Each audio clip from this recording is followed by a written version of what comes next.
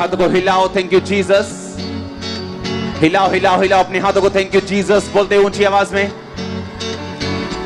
हिलाओ हिलाओ अपने हाथों को, बोलते खुदाबंद तेरा मसाज मेरी जिंदगी में काम करे, तेरा वचन आज मेरी जिंदगी में काम करे, तेरा वचन आज मुझे छुड़ाए, मुझे चंगा करे, मेरी फैमिली में उद्धार का आत्मा बहे। तेरा वचन आज मुझे चंगा करे, मुझे छुड़ाए, मेरे परिवार में उद्धार का आत्मा बहे। तेरे वचनों के द्वारा मैं आशीषों को पाऊं, छुटकारों को पाऊं और आगे बढ़ूं। खुदाबंद सर्वशक्तिमान परमेश्वर, तेरा आत्मा आज गहरे भेदों को मुझ पे जाहिर करे। मैं अपने मन को खोलता हूं, अपने दिल को खोलता हूं, अपनी आत्मा को ग्रहण करने योग्य बनाता हूं, ताकि जो कुछ मैं सुनूं मैं 100 गुना फलों को लेके आऊं। प्रभु यीशु मसीह के सामर्थी नाम में आपका सुनना, मेरा बोलना आशीष का कारण हो। अब से पवित्र आत्मा हमारे शब्दों के ऊपर, इस मीटिंग के ऊपर अपना कंट्रोल करे, अपने तरीके से अपने चलाए प्रभु यीशु मसीह के सामर्थी नाम में। पवित्र आत्मा यहाँ आने वाले हर एक जन को, ऑनलाइन लोगों को छुए और आजाद करे यीशु मसीह के नाम में। आप जैसे आए वैसे सेम वापिस ना जाएं। यीशु मसीह के नाम में मैं आपको आशीषित करता हूं। प्रभु यीशु मसीह के पवित्र और सामर्थी नाम में मैं मांगता हूं। ऊंची आवाजें बोलो आमीन। तारीफ करते हुए हालेलुया। स्वागत है यीशु मसीह की प्रेजेंस में। आमीन। मेरा विश्वास है कि परमेश्वर की उपस्थिति हमारे बीच में मौजूद है। बैठ जाओ अपने शरीर में, अपने हाथों को उठाओ, बोलो जितना वचन मैं सुनूं मैं 100 गुना फलों को लेके आऊं, क्योंकि मैं इस वचन से प्यार करता हूं। मुझे इस वचन की सच्चाई मालूम है। प्रभु यीशु मसीह के सामर्थी नाम में हम मांगते हैं। आमीन। नीति वचन 16 उसकी 3 आयत को हम पढ़ेंगे। अपने कामों को यहोवा पर डाल दे, इससे तेरी कल्पनाएं सिद्ध होंगी। बोलो अपने पड़ोसी को, बोलो अपने कामों को यहोवा पर डाल दे, इससे तेरी कल्पनाएं, तेरी इमेजिनेशंस, तेरे दिमाग की सोच वो पूरा होगा। ऊंची आवाज से बोलो हालेलुया। बाइबल कहती है जब परमेश्वर ने आदम को बनाया, उसने उसे अपनी समानता में बनाया, और उससे पहले कभी आदम नहीं बनाया गया, तभी परमेश्वर ने आदम को बनाया। और बाइबल कहती है उसे अपने तरह का बनाया और अपने जैसे अधिकार उसे दिए। परमेश्वर ने आदम को अधिकार दिया, जो वो खुद कर सकता था वो आदम कर सकता था। एक बार एक क्रिश्चियन परिवार में एक लड़की बिगड़ गई, और वो बिगड़ी नहीं, इतना बिगड़ गई कि उस परिवार में अपने पिता के दोस्तों के साथ और अपने भाई के दोस्तों के साथ, दोनों के साथ वो गलत थी। उसकी मम्मी को इतनी शर्म आई कि हम क्रिश्चियन हैं और हमारी लड़की ने हमारा मुंह काला कर दिया। कितने दिन वो रोती रही, दुखी होती रही, परमेश्वर से पूछती रही, और एक दिन अपने पास्टर के पास चली गई और पास्टर के पास जाके बोलती है कि पास्टर जी मेरी बेटी इस तरह से बिगड़ गई और मैं चाहती हूं कि आप मेरे लिए प्रार्थना करें कि वो मर जाए और परमेश्वर उसे उठा ले और उसे अपने पास बुला ले। उस पास्टर ने कहा तेरी बेटी में तो प्रॉब्लम है ही है, लेकिन तुझ में जो प्रॉब्लम है वो तेरी बेटी से भी बड़ी है, क्योंकि तू परमेश्वर के कामों को नहीं जानती, ना ही उसकी सामर्थ को जानती। तो उसने कहा मैं क्या करूं? उसने कहा तू एक दर्शन देख, तू एक इमेजिनेशन कर, अपने दिमाग में एक विजन देख, अपने दिमाग में एक कल्पना बना कि तेरी बेटी जो है वो व्हाइट कपड़ों में परमेश्वर का प्रचार कर रही है, तेरी बेटी तेरे घर आई है, तुझसे उसने माफी मांगी है और वो सुधर गई है और परमेश्वर के कामों का प्रचार कर रही है। उसने कहा ये तो हो ही नहीं सकता, मैं उसको बहुत बार समझा चुकी हूं, मैंने बहुत बार उसको गाइड किया, हमने मारा पीटा सब कुछ करके देख लिया, वो नहीं सुधरती। मेरे हस्बैंड और मेरे जो बेटा है उसके दोस्तों के साथ वो रहती है, गलत काम करती है, सब कुछ करती है, बाहर ही रहती है। उसने कहा नहीं। आप जानते जब मैंने लूत का वचन समझाया तो लोग कहते हमें पहली बार समझ आया कि वहां लिखा क्या है, क्योंकि हम जब लूत का वचन पढ़ते थे ये पढ़ते थे कि लूत अपने मन को पीड़ित करता था लोगों के पापों को देखकर, तो लोगों को यह लगता था कि लूत राइट साइड पर है, सही साइड पर है। लेकिन जब मैंने उन्हें समझाया कि लूत सही साइड नहीं था, वो अपने मन को पीड़ित तो करता था लेकिन स्टेप कोई नहीं लेता था, मन को पीड़ित रखता था लेकिन रहता वही सदोम में ही था, हाँ या ना, लेकिन उसने स्टेप नहीं लिया। उसके कारण उसका परिवार खत्म हुआ, उसकी वाइफ खत्म हुई, उसके बच्चे खत्म हुए, उसके बच्चों से जो पाप की संतान पैदा हुई उसकी लड़कियों से, मोआब और अम्मोनी, बाइबल कहती परमेश्वर ने सारी उम्र वंशों तक उनसे नफरत की। लेकिन बाइबल तो कहती है वो अपने सच्चे मन को पीड़ित करता था। लेकिन पीड़ित तो करता था, लेकिन स्टेप कोई लेता नहीं था, वहां से निकलता नहीं था। अपने बच्चों के ऊपर उसने छड़ी नहीं चलाई, अपनी वाइफ को समझाया नहीं, लेकिन बस पीड़ित रहता था मन में, किया कुछ नहीं। जैसे लोग अफसोस करने जाते ना दूसरे घरों में, हाय भैन जी, हाँ वो माड़ा होया ते ओही भैन जी जड़ी अफसोस करन आई, उन्हें प्लान बनाया कि इस अफसोस तो बाद नाल ही बाजार है, शॉपिंग भी करके जानी वापस। हाँ, अफसोस करने का मतलब अगर आप अगले के पास गए हो, आप उसकी लाइफ को बेटर करके आओगे। मुंह से अफसोस करने का कोई फायदा नहीं।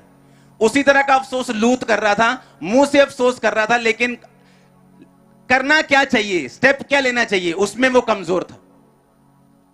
अब जब हम बाइबल को पढ़ते हैं, परमेश्वर ने टीचर्स ठहराए, क्योंकि जो पास्टर है जिसके पास कलीसिया, अगर वो टीचर नहीं और सिर्फ हीलिंग पे उसने अपनी मिनिस्ट्री को बनाया या सिर्फ प्रोफेटिक पे बनाया, उसके लोग पक्के नहीं है कि वो स्वर्ग तक पहुंचेंगे या नहीं।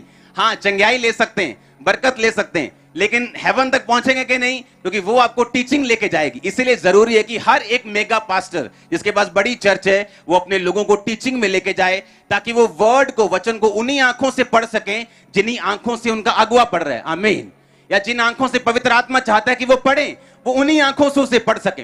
अब जब हम ये पढ़ते हैं कि अपने कामों को यहोवा पर डाल दे, तेरी कल्पनाएं परमेश्वर क्या करेगा, सिद्ध करेगा। अब उस लड़की ने, उस औरत ने क्या किया, अपने कामों को किस पे डाल दिया, यहोवा के ऊपर। कैसे? उसने अपनी मर्जी को पूरा करना नहीं चाहा कि मेरी बेइज्जती हुई, मेरी बेटी मर जाए। उसने अपने कामों को यहोवा पर डाल दिया, अपना सब कुछ परमेश्वर पे डाला, कल्पना बनाई, दिमाग में एक इमेजिन बनाया, इमेजिनेशन की, दिमाग में एक सोच बनाई कि हाँ मेरी बेटी वापस आ रही, हाँ मेरी बेटी वापस आ रही, हाँ मेरी बेटी वापस आ रही। हाँ, उसने पापों को छोड़ दिया और वो रोज इस इमेजिनेशन से प्रार्थना करने लगी। दिमाग में इमेजिनेशन को बनाया कि अपने कामों को यहोवा पर डाल दे, तेरी कल्पनाएं क्या होंगी, तेरी कल्पनाएं क्या होंगी। अब कल्पना क्या है? वो कल्पना मेगा चर्च की हो सकती, वो कल्पना बड़ा बिजनेस हो सकता है, वो कल्पना आपका पूरा परिवार का उद्धार हो सकता है, वो कल्पना आपकी मैरिड लाइफ का जो स्ट्रगल है उससे बाहर आना हो सकता है, वो कल्पना आपकी हीलिंग हो सकती है, आपकी चंगाई हो सकती, वो इमेजिनेशन आपके बच्चों के लिए आपकी हो सकती।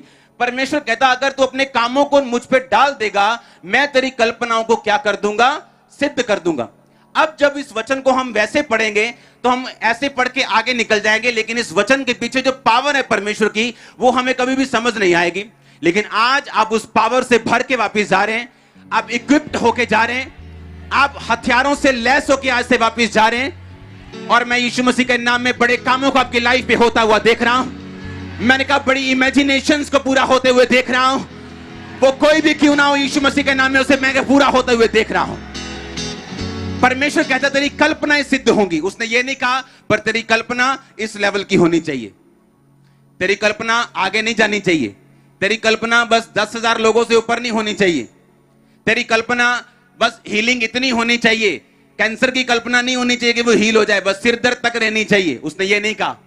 उसने कहा तेरी कल्पनाएं क्या होंगी, सिद्ध होंगी। तू जितनी कल्पना कर सकता है, परमेश्वर ने कहा मैं उसे सिद्ध कर सकता हूं, लेकिन हर एक काम का तरीका है करने का। हालेलुया। जिस तरह अगर आज कोई रोता रहे चंगाई के लिए, उसे चंगाई नहीं मिलती, वो रोता रोता मर भी सकता है, जब तक वो अंगीकार ना करे कि उसके कोड़े खाने से मैं चंगा हो चुका हूं। अपने आप को तौबा में रखे, परमेश्वर में रखे, अंगीकार में रखे, विश्वास रखे और उसको पक्का अंगीकार करके रखे लगातार, तो वो उन चीजों को हासिल करता है। मैंने किया, आप में से बहुत लोगों ने किया, हां या ना। इसी तरह से ये वचन भी अपने आप पूरा नहीं होता जब तक आप इस वचन को पूरा करने के लिए स्टेप्स नहीं लेते अपनी लाइफ में। हालेलुया। फिर से पढ़ेंगे, अपने कामों को यहोवा पर डाल दे, तेरी कल्पनाएं सिद्ध होंगी। इस दुनिया में 3 आत्माएं हैं, एक पवित्र आत्मा, दूसरा इंसान का आत्मा, तीसरा शैतान का आत्मा। ये पावर, ये इमेजिनेशन, उत्पत्ति वाली हम वचन को पढ़ेंगे, 30 बाब वाले वचन को। लाबान ने उससे कहा यदि तेरी दृष्टि में मैंने अनुग्रह पाया है तो यहीं रह जा, क्योंकि मैंने अनुभव से जान लिया कि यहोवा ने तेरे कारण से मुझे आशीष दी है। फिर उसने कहा तू ठीक बता कि मैं तुझको क्या दूं और मैं उसे तुझे दूंगा। उसने कहा तू जानता है कि मैंने तेरी सेवा कैसे की है और तेरे पशु मेरे पास किस प्रकार से रहे, मेरे आने से पहले वो कितने थे, अब कितने हो गए। यहोवा ने मेरे आने पर तुझे आशीष दी है, पर मैं अपने घर का काम कब करने पाऊंगा। फिर उसने कहा, मैं तुझे क्या दूं। याकूब ने कहा, तो मुझे कुछ ना दे, मेरे लिए एक काम कर, फिर मैं तेरी भेड़ बकरियों को चराऊंगा और उनकी रक्षा करूंगा। मैं आज तेरी सब भेड़ बकरियों के बीच होकर निकलूंगा। जो भेड़ या बकरी चित्ती वाली और चित कबरी हो, और जो भेड़ काली हो, जो बकरी चित कबरी और चित्ती वाली हो, उन्हें मैं अलग कर रखूंगा और वे मेरी मजदूरी की ठहरेंगी।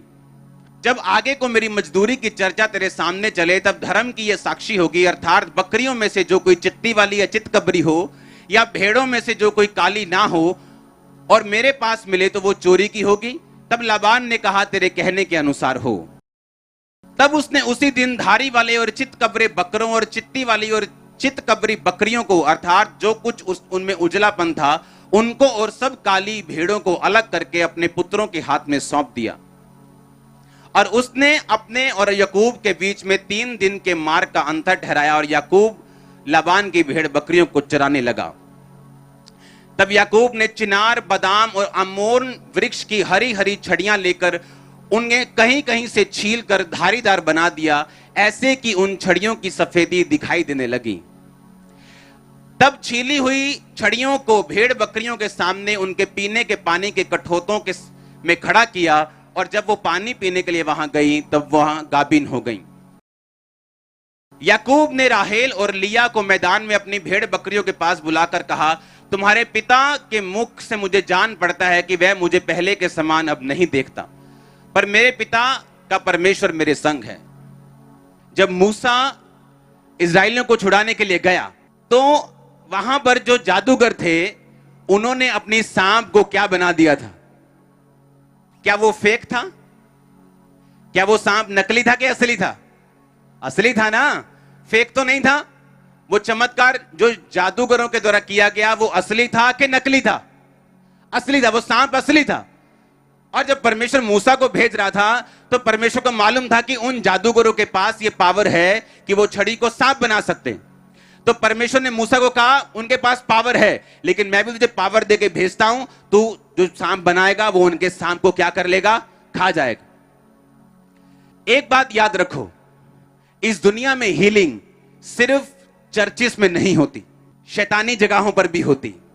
अगर आपको ना मालूम हो तो मैं आपको बता सकता हूं, क्योंकि जो लोग इमेजिनेशन की पावर को समझते हैं, याद रखो, जब परमेश्वर ने आदम को बनाया, उसे कहा फ्रूटफुल हो, बच्चे जन, हां या ना।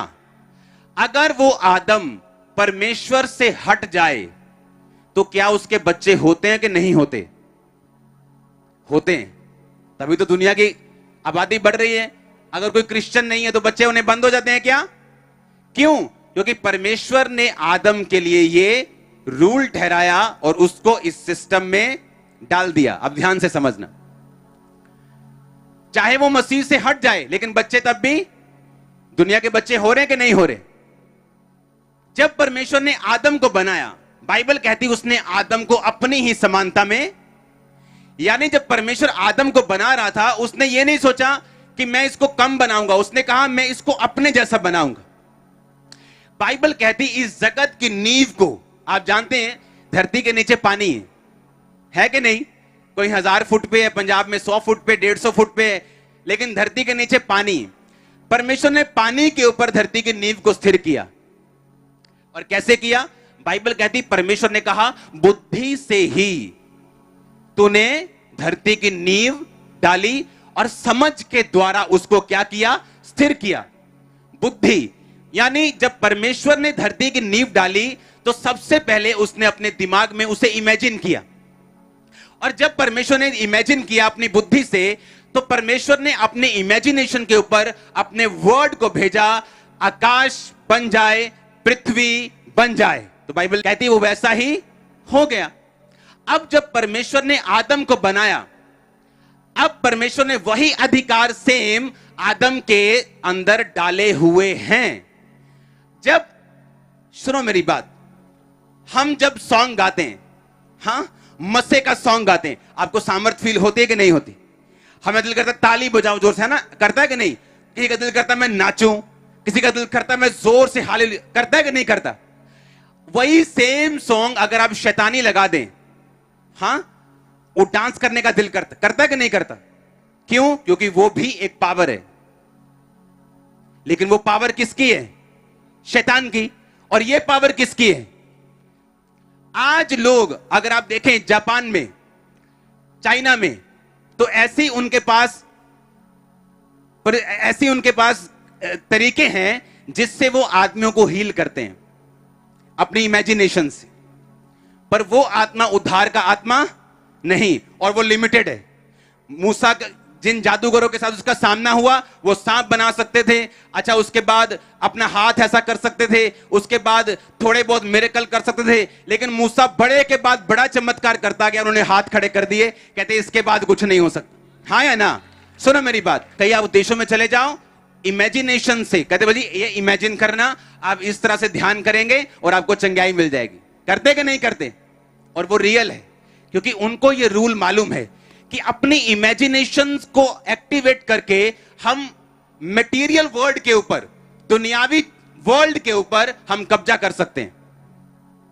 उन्होंने कहा अपनी सोच के ऊपर कब्जा करके हम अपने दुनियावी जो दुनिया की चीजें हैं उन पर कब्जा कर सकते हैं। और इसीलिए वो ध्यान करवाते हैं, बोलते ध्यान करो, और लोग हील भी होते हैं। लोग बोलते हैं कि मैं वहां पे गया, उन्होंने ध्यान करने के लिए बोला, ये किया और मैं हील हुआ, लेकिन वो एक लिमिटेड लेवल तक है। लेकिन जब यीशु मसीह आपको हील करता है, वो आपको सेव करता है, स्ट्रांग करता है, वंशों तक लेके जाता है। अब ये बात अगर आपको नहीं मालूम, मान लो एक राजा जिसका बच्चा पैदा हुआ और वो बच्चा कोई दूसरे देश में चला गया, उसको मालूम नहीं कि मैं प्रिंस हूं, या उसको मालूम नहीं मैं राजकुमारी हूं। जब तक उसको ये मालूम नहीं और जब तक वो अपने देश में ना आए, तब तक वो अपने अधिकारों का प्रयोग नहीं कर सकती, अपने लाइफ को उस लेवल पर एंजॉय नहीं कर सकती जिस लेवल में वो पैदा हुई। हाँ या ना? उसी तरह से जब तक एक क्रिश्चियन को मालूम नहीं होता कि मेरे अंदर पावर क्या है, अगर मैं क्रिश्चियन हूं तो वही हाल आपका है, वही हाल आपके पड़ोसी का है, वो भी दुखी है, आप भी दुखी हैं, वो भी बीमार है, आप भी बीमार हैं, वो भी गरीब है, आप भी गरीब। तो फर्क कहां पे है? क्योंकि हमने अपने अधिकारों का प्रयोग ही नहीं किया, हमने अपने अधिकारों को पहचाना ही नहीं, हमको मालूम नहीं हम कर क्या सकते हैं। बाइबल कहती, याकूब कहता अपने मामा से, कहता प्लीज मुझे घर भेज दे, मैंने अब तेरी बेटी के लिए 7 साल सेवा की, फिर 7 साल सेवा की, मैं अपने घर जाना चाहता हूं, मैं अपने घर का काम कब करने पाऊंगा? कहता नहीं नहीं यहीं रुक जा, तेरे रुकने से मुझे आशीष मिली, मेरी भेड़ बकरियां बढ़ गई। याकूब ने सोचा ये ऐसे मुझे जाने नहीं देगा, उसने स्कीम लगाई। मैं आपको आसान भाषा में आपको एक्सप्लेन करूंगा वो स्कीम क्या थी। उसने कहा ठीक है, मैं तेरी भेड़ बकरे को चराऊंगा, तुझसे कुछ नहीं लूंगा, पर एक शर्त है, ये काली भेड़ बकरियां, मैं आपको इमेजिन बता रहा हूं कि आप ऐसा सोच लो, क्योंकि चितकबरी धारी वाली आप कंफ्यूज हो जाओगे। उसने कहा सारी काली भेड़ें, काली भेड़ के पति, काली बकरियां, काली ही बकरियों के पति सब मुझे दे दे, सारे काले मुझे दे दे। जितने काले होंगे और उनमें जो बच्चे अगर पैदा हुए, अगर वो सफेद हुए, वो मेरी तनख्वाह, बाकी सब तेरा। उसके मामा ने सोचा ये तो लॉटरी लग गई।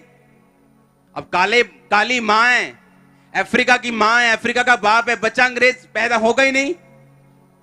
उसने कहा ये तो लॉटरी। उसने कहा ठीक है भाई, मैं बहुत खुश हूं, ले ले काली सारे तेरे, जितने चिट्टे बच्चे पैदा होंगे वो तेरे, तेरी तनख्वाह, बाकी तो मुझे दे देना। लबान को लगा मेरी लॉटरी लग गई, फ्री का नौकर मिल गया। लेकिन वो भूल गया याकूब एक ऐसे परिवार से निकला था जो परिवार वचन को जानता था। क्यों? अब्राहम। दूसरा कौन? इसहाक को मत भूलो। बाइबल कहती शाम के टाइम वो वचन पर ध्यान करने के लिए जाता था, मनन करने के लिए, मेडिटेशन, सोचने के लिए, इमेजिन करने के लिए। उसे मालूम था मेरी इमेजिनेशन ही है जो रिबिका के 20 साल के गर्भ के सूखे को खत्म कर सकती। उसका रोना नहीं कर सकता। ओ परमेश्वर तूने तो वायदा किया है, कंप्लेंट नहीं कर सकती। उसे मालूम था कि ये इमेजिनेशन, ये वचन पे चलना और अपने अधिकारों का प्रयोग करना मेरे सूखे को खत्म कर सकता है। और याकूब उसी परिवार से था। उसने क्या किया मालूम? उससे पहले आपको वचन 31 वाला पढ़ो। उसने कहा तुम्हारे पिता ने मेरी मजदूरी को 10 बार बदला तो भी परमेश्वर ने मेरी हानि नहीं करने दी। उसने कहा चित्ते वाली बच्चे तेरी मजदूरी ठहरेंगे, तब भेड़ बकरियां चित्ती वाली जनने लगी। और जब उसने कहा धारी वाले बच्चे तेरी मजदूरी होंगे, तब भेड़ बकरियां धारी वाले जनने लगी। हुआ कैसे ये? हाँ, इसी रीति से परमेश्वर ने तुम्हारे पिता के पशु लेकर मुझको दिए। भेड़ बकरियों के गाभिन होने के समय मैंने स्वप्न में क्या देखा? वो अपनी पत्नी को एक्सप्लेन कर रहा है कि जब भेड़ बकरियां गर्भवती होती थी तो मैंने स्वप्न में क्या देखा। क्या देखा उसने? कि जो बकरे बकरियों पर चढ़ रहे हैं वो धारी वाले, चित्ती वाले और धब्बे वाले हैं। तब परमेश्वर के दूत ने सपने में मुझसे कहा, हे याकूब। मैंने कहा क्या आज्ञा? उसने कहा आंखें उठाकर उन सब बकरों को जो बकरियों पर चढ़ रहे हैं देख कि वो धारी वाले, चित्ती वाले, धब्बे वाले हैं, क्योंकि जो कुछ लाबान तुझसे करता है मैंने उसे देखा है। उसने कहा कि मुझे सपने में दूत ने आके बोला कि तेरे पास भेड़ बकरियां कौन सी हैं? उसने कहा काली भेड़ें हैं, काली भेड़ों के पति, काली बकरियां, काली बकरियों के पति। उसने कहा नहीं, तू दर्शन देख कि जो बकरे हैं वो काले नहीं, वो चित्ती वाले हैं। कब? जब उसका मामा आके बोला ओए अब से चित्ती वाले, जिन्ने चित्ती वाले होंगे वो तेरी तनख्वाह। ठीक है, रात को सो रहे हैं और दूध सपने में आके बोलते हैं कि दर्शन में कि जितने बकरे बकरियों के ऊपर हैं वो चित्ती वाले हैं। पर है वो कौन से थे? काले। पर दर्शन में क्या देख रहा है? वो कौन से हैं? और जब सुबह उठता था और 2 महीने 3 महीने बाद जो बच्चे पैदा होते थे वो चित्ती वाले होते थे। सुनो मेरी बात, लाबान आता था, लाबान क्या हुआ? अरे चित्ती वाले कैसे पैदा हो गए? नहीं नहीं नहीं, ये कोई डीएनए में गड़बड़ हो गई है। अब चित्ती वाले नहीं, अब जितने धारी वाले होंगे वो तेरी तनख्वाह है। वो जैसे सपनों में सोया, दूत आया, बोला अब तू देख दर्शन में कि जितने बकरे चढ़ रहे हैं वो धारी वाले हैं। 2 महीने बाद धारी, 3 महीने बाद धारी वाले बच्चे पैदा हो रहे हैं। उसका मामा आके फिर देख रहा है ये क्या हो रहा है, अब धारी वाले कैसे हो रहे हैं? नहीं, ये कुछ अब की बार कुछ लोचा हो गया, केमिकल लोचा। हाँ, अब जितने डॉट वाले बच्चे होंगे वो तेरे होंगे। और कितना कहता 10 बार उसने मेरी मजदूरी को बदला, 10 बार मैंने दर्शन देखा और वही बच्चे पैदा किए जो मुझे चाहिए थे। इमेजिनेशन। अगर शैतान के दूत, अगर शैतान के लोग इमेजिनेशन करके कुछ लेवल की हीलिंग दे सकते हैं, जादू कर सकते हैं, टोना कर सकते हैं, छड़ी को सांप बना सकते हैं, आप जिसके पास पवित्र आत्मा है वो सोचो आप क्या नहीं कर सकते। सुनो, हमारी इमेजिनेशन छोटी होने के कारण परमेश्वर हमारी जिंदगी में वो काम नहीं कर पाता जो वो सच में चाहता है कि हो, क्योंकि उसे डिस्कवर करना, उसे खोजना ये परमेश्वर का काम नहीं, ये आपका काम है। अगर आप अपने आप को कम समझोगे क्योंकि आप फलानी जाति से हो, मैं तो छोटा हूं जी, मैं तो बहुत गरीब हूं जी, मेरा तो गोत्र बड़ा छोटा है जी, अगर आप इसी तरह सोचते रहेंगे आप कभी बड़े काम नहीं कर सकते। क्योंकि परमेश्वर ने जब आपको बनाया उसने कोई जाति नहीं बनाई, कोई गोत्र, कोई कास्ट नहीं बनाई, उसने आपको बनाया। अब मत सोचो यहां लाखों लोग, हजारों लोग बैठे हैं, दुनिया में लाखों लोग, आप ये सोचो परमेश्वर ने सिर्फ आपको बनाया और अपने जैसा बनाया, और आप वही कर सकते हो जो परमेश्वर कर सकते हैं। जितने चर्च की ग्रोथ आप देखते हो ये सब मेरे इमेजिनेशन में थी। जो आप बनता हुआ देख रहे हो ये इमेजिनेशन में था। बाइबल कहती जब वो सपने में देख लेता था तो सुबह उठ के क्या करता था, कुछ छड़ियां लेता था, उन्हें बीच से अगर धारी वाले बच्चे चाहिए तो छड़ियों को छीलता था, ऐसे छील देता था, ऐसे छील देता था, और इन्हें धारी वाला बना के इन छड़ियों को बकरियों के सामने रखता था। जब वो उसे देखकर पानी पीती थी वही बच्चे पैदा करती थी। इमेजिन करो आप। और हर बार जब उसकी मजदूरी बदली जाती थी, हर बार उस मजदूरी को वो अपने फायदे में बदल लेता था। अगर हम अपने परमेश्वर को छोटा समझेंगे वो छोटा है, गरीब समझेंगे वो गरीब है, सर्वशक्तिमान समझेंगे वो सर्वशक्तिमान है, सब कुछ कर सकता है तो सब कुछ कर सकता है, थोड़ा कर सकता है तो थोड़ा कर सकता है। जैसा आप उसे समझेंगे वो वैसा आपकी लाइफ में काम करेगा। अपने कामों को यहोवा पर डाल दे, तेरी कल्पनाएं, तेरी इमेजिनेशन। अब वो लेडी कल्पना बना के बैठी कि मेरी बेटी आ रही, मेरी बेटी आ रही, मेरी बेटी आ रही, मेरी बेटी आ रही है, तौबा कर ली। रोज शाम को प्रार्थना करते वक्त जब बैठती थी तो एक्सपेक्ट करती थी कि किसी दिन मेरे दरवाजे पे ठक ठक होगी, किसी दिन मेरे दरवाजे पे नॉक नॉक होगा। और एक दिन सच में नॉक हुआ, दरवाजा खोला, उसकी बेटी सामने खड़ी थी।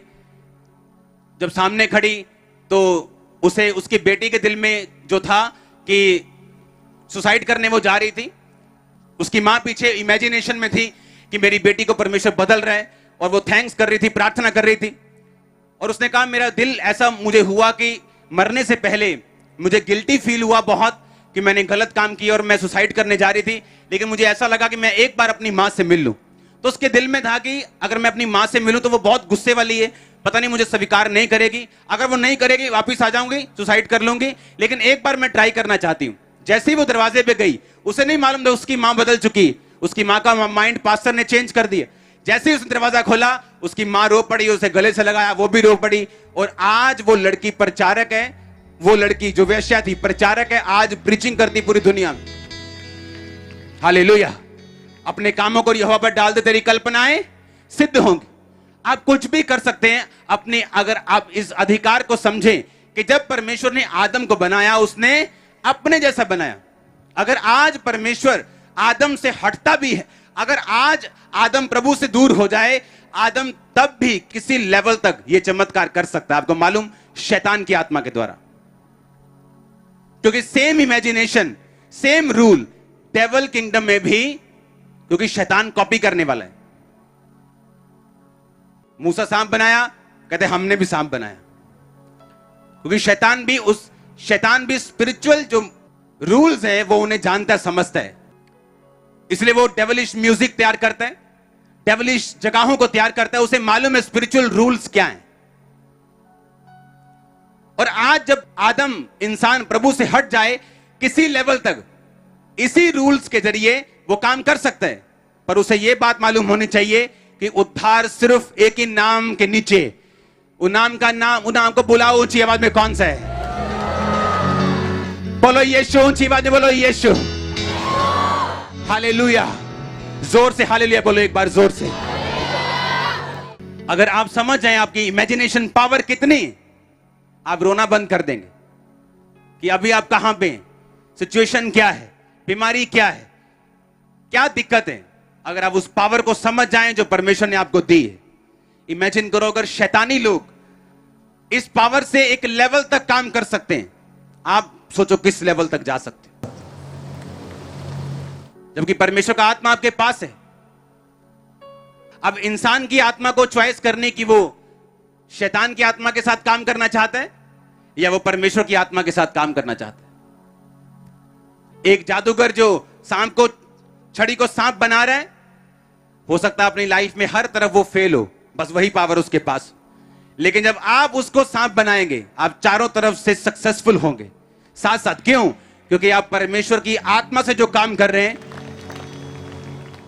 आप उसमें सुरक्षित भी हैं। परमेश्वर ने बुद्धि से लिखा, धरती की नींव को डाला, समझ से उसको स्थिर किया, और वही बुद्धि परमेश्वर ने आपको दी। और बाइबल कहती है जब आप परमेश्वर का डर मानते हैं, पाप से दूर रहते, शराब से दूर रहते, व्यभिचार से दूर रहते, खिलाफत से दूर रहते, निंदा से दूर रहते, बाइबल कहती है वो बुद्धि आप में होती। और वही बुद्धि अगर आप में है, वो विजडम आप में है, वो विजडम आपको लीड करेगी कि आप इमेजिनेशंस को अपने हार्ट में रखें, और वो आपकी अगुवाई करेगी उन्हें पूरा करने के लिए भी। अब आपने पावर तो समझ ली कि इमेजिनेशन क्या कर सकती, कल्पनाएं सिद्ध कैसे हो सकती। आपने ये तो समझ लिया कि ये हो सकता है, मैं इमेजिनेशन के थ्रू हीलिंग ले सकता हूं, डिलीवरेंस ले सकता हूं, बढ़ सकता हूं।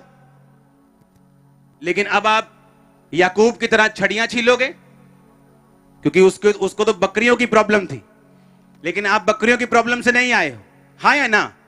अब आपको कौन बताएगा कि आपकी सिचुएशन में आप क्या करें? याकूब को तो मालूम है कि आज उसका मामा मजदूरी बदल गया, कि बोलता है धारी वाले बच्चे तेरे होंगे, उसने छड़ियां धारी वाली करके उनके सामने रख दी, क्योंकि उसको दर्शन आ चुका था, दूत उससे बात कर चुका था। मैं कह रहा हूं आपको कैसे मालूम कि आप क्या करेंगे? अगर आपको सेवा में बढ़ना है आप क्या करेंगे? अगर आपको हीलिंग में बढ़ना है आप क्या करेंगे? अगर आपको परिवार का उद्धार चाहिए आप क्या करेंगे? आपको यूज होना है प्रभु के लिए आप क्या करेंगे? ये आपको बताएगा दो चीजें, परमेश्वर की बुद्धि और परमेश्वर का आत्मा आपकी अगुवाई करेगा। और याद रखो, जब परमेश्वर की बुद्धि आप में काम करती, परमेश्वर ने वचन में लिखा कि बुद्धि से ही उसने आकाश को बनाया, बुद्धि से ही जगत की नींव डाली, समझ से ही उसे स्थिर किया। यानी जब परमेश्वर की बुद्धि आप में होगी तो वो बुद्धि आपके अंदर हेल्प करेगी आपको उन इमेजिनेशंस को जो आपके दिल में हैं उन्हें प्रैक्टिकली आपकी जिंदगी में पूरा कैसे करना, कौन से स्टेप लेने, किधर जाना है, क्या करना है, धीरे धीरे धीरे छोटे लेवल से वो आपको सिखाना शुरू करेगा। और बाइबल क्या कहती? परमेश्वर की बुद्धि आपकी अगुवाई नहीं कर सकती अगर आप पाप में हैं, अगर आपने लोगों की प्रॉपर्टीज के ऊपर कब्जा किया हुआ, अगर आपने व्यभिचार करते हैं, अगर आप ब्लू फिल्में देखते हैं, अगर आप नशे करते हैं, तो बाइबल कहती है परमेश्वर का डर बुद्धि की शुरुआत है। अगर परमेश्वर का डर आप में है तो उसकी बुद्धि की आपके अंदर शुरुआत हो गई। और जब आपके अंदर परमेश्वर की बुद्धि आ गई, आप इमेजिन करेंगे, वो आपको गाइड करेगी अब इस इमेजिनेशन को पूरा कैसे करना है, कौन सा स्टेप लेना है, कैसे प्रार्थना करनी, क्या बोलना है, कैसे अपनी लाइफ में चलना है। और ये सब चीजें इकट्ठी होकर आपके आंखों में, आपके अंदर जो आपने विजन देखा था उसे प्रैक्टिकली वो आपके सामने खड़ा कर देगी। आप अपनी आंखों से देखने वाले। आप समझ रहे मेरी बात को कि नहीं? परमेश्वर का डर बुद्धि की क्या है? शुरुआत है। मैं कुछ वचन पढ़ूंगा नीति वचन के बीच से, आप उसे सिर्फ सुनना। नीति वचन 3 उसकी 13 में लिखा, क्या ही धन्य है वह पुरुष जो बुद्धि पाए और वह मनुष्य जो समझ प्राप्त करे, क्योंकि बुद्धि की प्राप्ति चांदी की प्राप्ति से बड़ी और उसका लाभ चोखे सोने के लाभ से भी उत्तम है।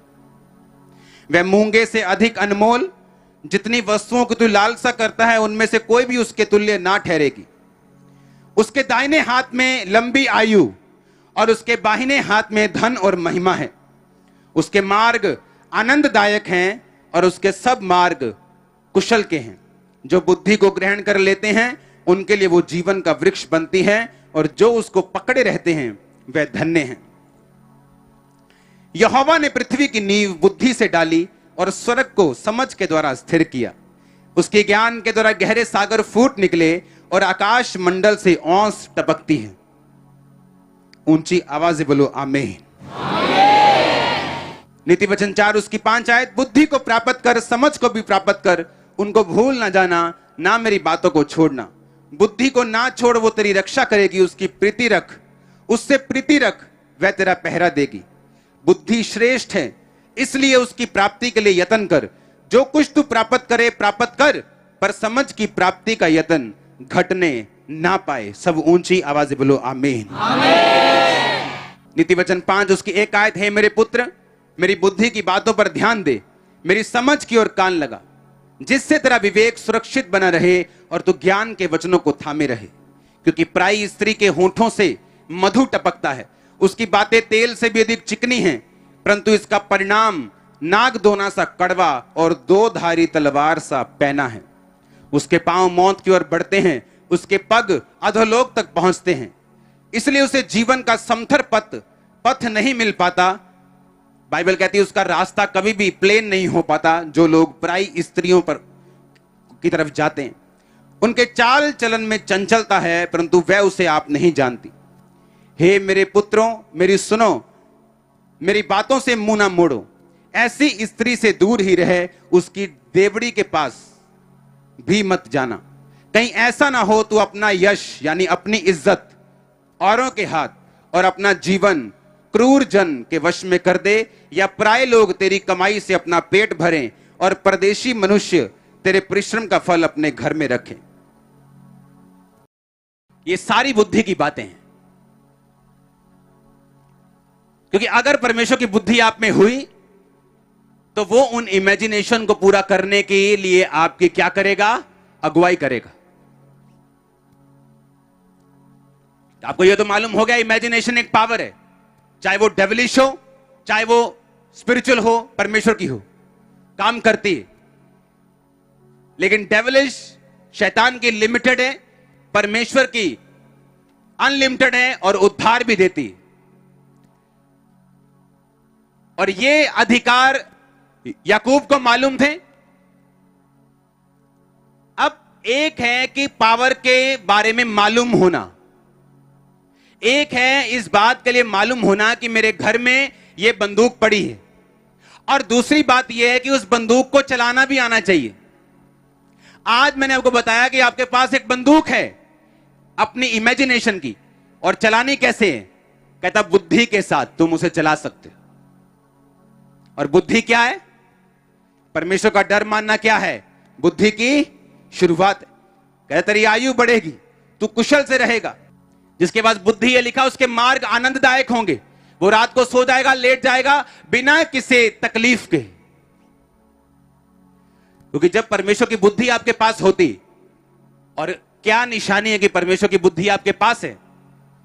आप पाप से दूर रहेंगे, यह निशानी। बुराई से दूर रहेंगे, यह निशानी। कब्जों से दूर रहेंगे, लालच से दूर रहेंगे, यह निशानी। क्योंकि जिस दिन आपने रूल तोड़े, जिस दिन आपने व्यभिचार किया, जिस दिन आपने परमेश्वर के वचन के खिलाफ चले, तो वो बुद्धि जिसने आपकी इमेजिनेशन को कंप्लीट करने आपकी लाइफ में कभी काम नहीं करेगी। मुझे नॉलेज तो है कि मैं स्पिरिचुअली पावरफुल हूं, पर उसको पूरा करने के लिए अब आपको परमेश्वर के साथ की जरूरत है। और साथ देगी आपकी बुद्धि, अगर परमेश्वर की बुद्धि आप में हो। और वो तब होगी जब आप परमेश्वर के वचन पे चलेंगे। मैं एक क्वेश्चन आपसे करता हूं, अगर याकूब चोर होता और यह सोचता कि अगर उसने मेरे साथ गलत काम किया, मैं भी उसको बताऊंगा, मैं भी चोरी करूंगा, तो क्या परमेश्वर की बुद्धि काम करती वहां पे? बोलो। क्योंकि परमेश्वर की बुद्धि तब काम करती है जब आप वचन पे खड़े हैं। तब वो आपकी अगुवाई करेगी कि तेरे मन में जो इमेजिनेशन तूने बना के रखी, इसको पूरा करने के लिए वो आपको तरीके देगा, इसी दुनिया के आत्मिक और शारीरिक दोनों। और आप अपनी मंजिल की ओर बढ़ते जाएंगे, क्योंकि मैं परमेश्वर की बुद्धि आप में वास किए हुए देख रहा हूं। आज मैं ऐसे लोगों को जानता हूं, ऐसे पास्टर्स को जानता हूं। जब मैं एक विश्वासी था और पास्टर्स के साथ पास्टर्स मीटिंग में जाया करता था, वहां वो अपना विजन शेयर करते थे कि मेरा विजन 90,000 लोगों का है, मेरा विजन 1 लाख लोगों का है। और तब मैं बैठ के बहुत इंप्रेस होता था, वाह क्या विजन है। जैसे लूत अपने दिल को दुखी करता था ना, ऐसे विजन होता था। मैं पास्टर बन गया, उसके बाद मैंने सेवा शुरू की, सेवा बढ़ गई। 17 साल हो गए मुझे देखते, वो अभी भी उन्हीं 100 लोगों में। बताइए क्यों? आपकी अकेली इमेजिनेशन, विजन कुछ नहीं कर सकता जब तक आप में परमेश्वर की बुद्धि काम नहीं करेगी। और परमेश्वर की बुद्धि किसमें है, कैसे मालूम होगा? वो वचन पे चलने वाला होगा। आज एक गलती हो जाए किसी से इंटरनेट के ऊपर, आप पास्टर्स की जुबान देखो जो नीचे उन्होंने कमेंट किए होते हैं उस बंदे के खिलाफ। उसने तो गलती की है, उसे तो शायद परमेश्वर ने उसी घंटे माफ कर दिया होगा, लेकिन तुम्हारी गलती उससे भी बड़ी है और तुम नहीं जानते तुम क्या बोल रहे हो। अगर मैं भी इंटरनेट पे जाके उसे बोलने लग जाऊं, तूने ये किया है, तू शैतान है, तू ये है। कोई भी गलती कर सकता है, वो भी इंसान है। लेकिन उसका मतलब क्या? आप उसकी गलती को एक प्लेटफॉर्म बना लेंगे अपनी जेलसी को, कि ऐसे करने से जय मसीह आप क्रिश्चियन बन जाएंगे। आप क्रिश्चियन होते हैं अपने शब्दों से, जब आप बोलते हैं। परमेश्वर ने कहा सदूकी फरीसी, कहता तुम कब्रों के समान हो, ऊपर से सुंदर हो, शानदार। कहता उनको खोल के देखो, अंदर से तुम गले हुए हो, तुम बदबूदार हो। सब परमेश्वर के जन है, सबके नाम के पास्टर लगाए, सब व्हाइट कपड़े पहनते हैं, मेरी तरह टाई भी लगाते हैं कई। पर क्या इससे हम पास्टर बन गए? और जब परमेश्वर की बुद्धि नहीं होती और अंदर क्या है किसी के, आप एक मुलाकात में नहीं जान सकते। इन सिचुएशन से जब घटनाएं होती हैं ऐसी, और उन पास्टर्स के मुंह से देखो क्या निकल रहे हैं, कितनी घटिया और कितनी निंदा की बातें निकल रही, इससे मालूम होता है कि जो उनकी इमेजिनेशन है वो क्यों पूरी नहीं हुई, वो क्यों परमेश्वर उनकी इमेजिनेशन को पूरा नहीं करता, क्यों उनके दर्शनों को पूरा नहीं करता। इसीलिए क्योंकि इमेजिनेशन पूरा करने के लिए आपको एक स्पेशल अगुवाई चाहिए, वो वही कर सकता है जिसके अंदर परमेश्वर की बुद्धि है, और बुद्धि उसी के अंदर है जो निंदा और चुगली से, इन झगड़ों और झमेलों से दूर है। हालेलुया। अगर मेरे को किसी प्रॉब्लम बंदे से दिक्कत है, अगर उसने कुछ गलत बोला, अगर मैं उसको सुधारना चाहता हूं, मैं उसको कॉल कर लूंगा कि भाई तूने ये गलत कहा, वही बोलेगा हाँ यार मैंने गलत कहा, मेरे मुंह से गलती से निकल गया, अब खत्म बात।